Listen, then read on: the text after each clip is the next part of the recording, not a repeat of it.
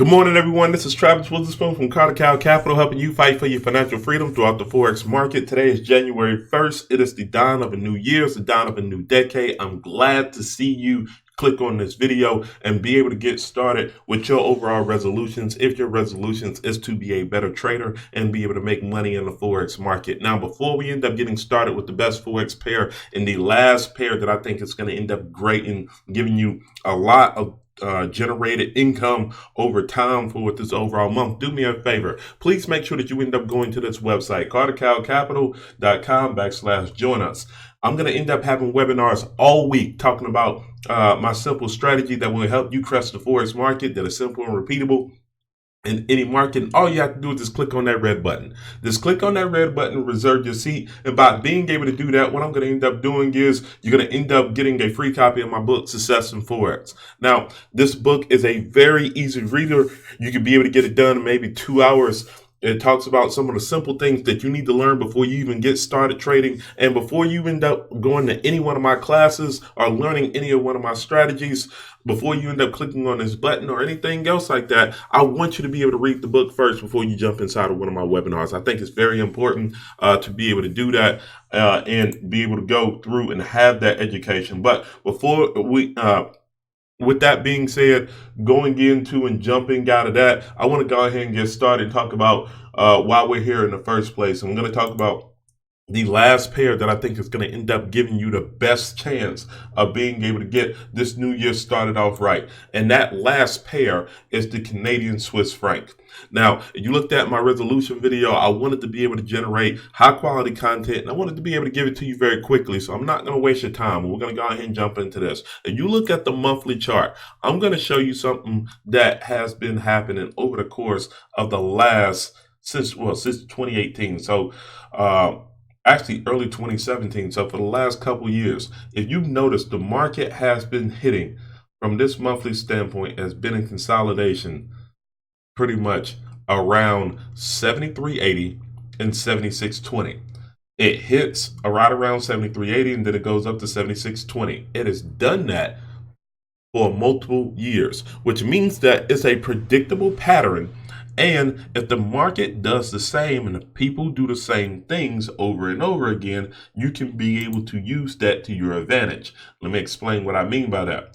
If we go over to the weekly range, what's happening is this.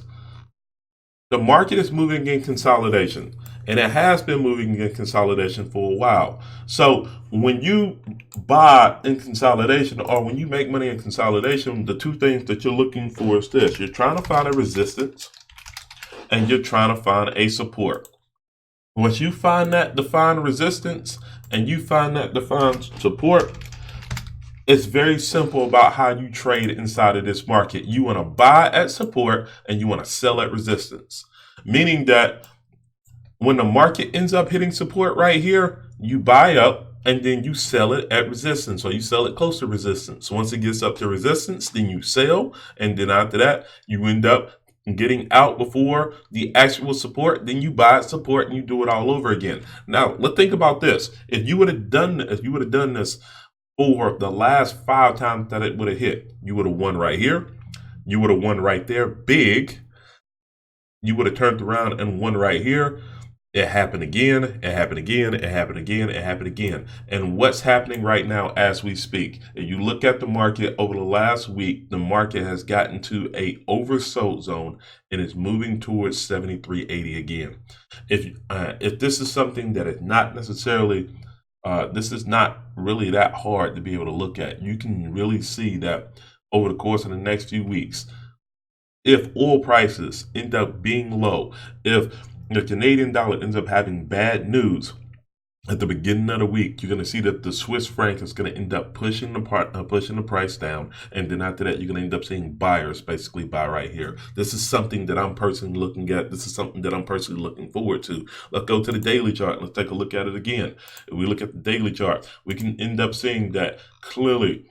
If I put a trend line right here in this point, and I place it right here, the market has not broken that trend line, meaning that the bears are still in control. But you can see that same angle has happened multiple times. You put that same angle right here, the market ends up bouncing down at 73.80. You can sit up there and get back in that same price and be able to buy up here. Now, here's the best thing about it. If you look at that, that is a 240 pip range between these three pairs.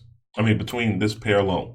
So that means that at the beginning of the month, at the beginning of the year, if you end up placing in a pending order to be able to buy at this point at 73.80 and you let it go up, you just made 240 pips. Once it ends up hitting resistance, you have a chance of selling right there and flipping your attention from being a buyer to a seller, and it will end up dropping right back down.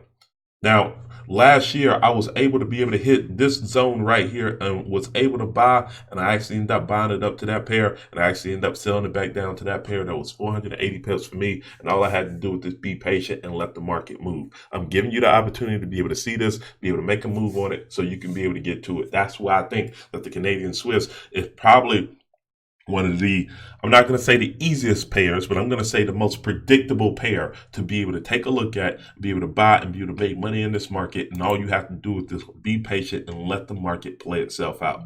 The one thing that I will caution you about this is that it's a low daily trading mover. It has a small average true range, meaning that it's going to take time to be able to get there.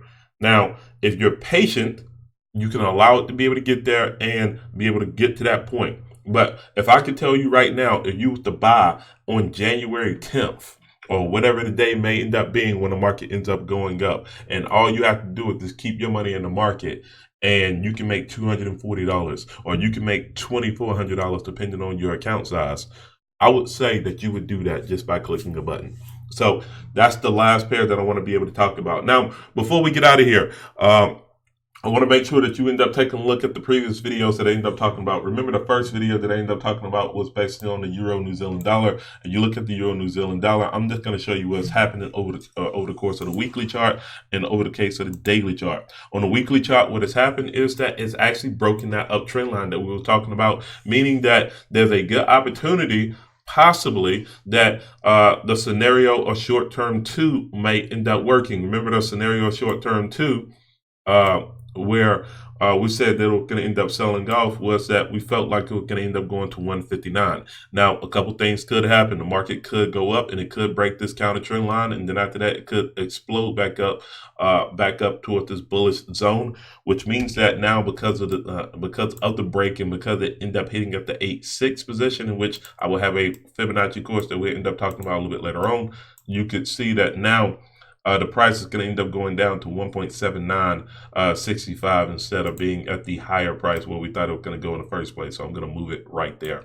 All right. Now, that's something to be able to keep your eye on. It's in the buy zone. There might be a chance of a rebound by the euro beating off on the New Zealand dollar. But the New Zealand dollar has been strong for the last quarter of